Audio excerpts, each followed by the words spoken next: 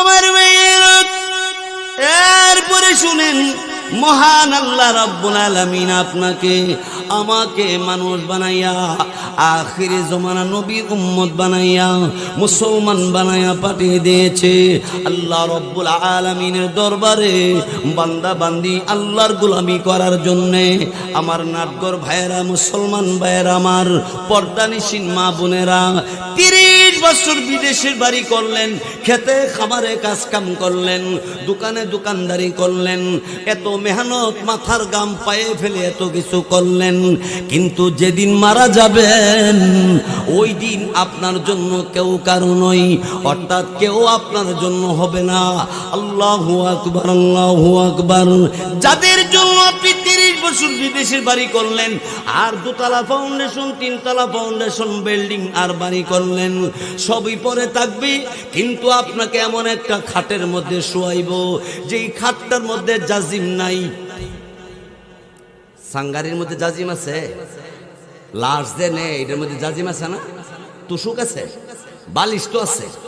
আহা, এত বড় শিল্পপতি, এত বড় মন্ত্রী, এত বড় দামি নামি মানুষ, তুমি কই বাস করতে আসছো খবর জানোনি?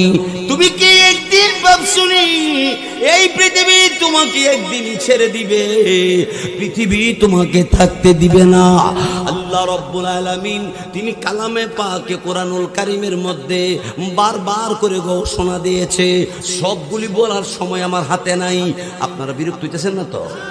আল্লাহ রাব্বুল আলামিন তিনি কোরআনুল কারীমের মধ্যে ওয়াজ করেন, বাল তুসিরুনাল হায়াতাদ দুনিয়া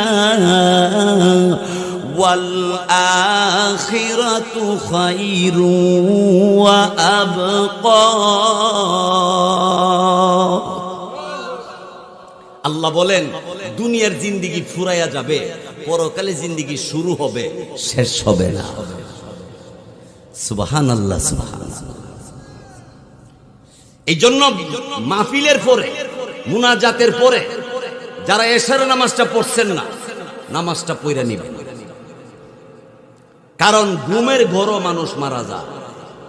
আপনারা জীবনও শুনেন নাই ঘুমের ঘরে মানুষ মারা গেছে, ঘুমাইছে রাত্রেবেলা, সকালবেলা খবর হয়েছে ঘুম থেকেই তিনি বিদায়। এই জন্যে ঘুমের ঘরে ঘুমাইবার আগে তওবা করে আল্লাহর কাছে মাপ চাইয়া এশারের নামাজটা পড়ে ঘুমাইবেন। যদি মরণ হয়ে যায় এশারের নামাজ আপনার সাথী হবে।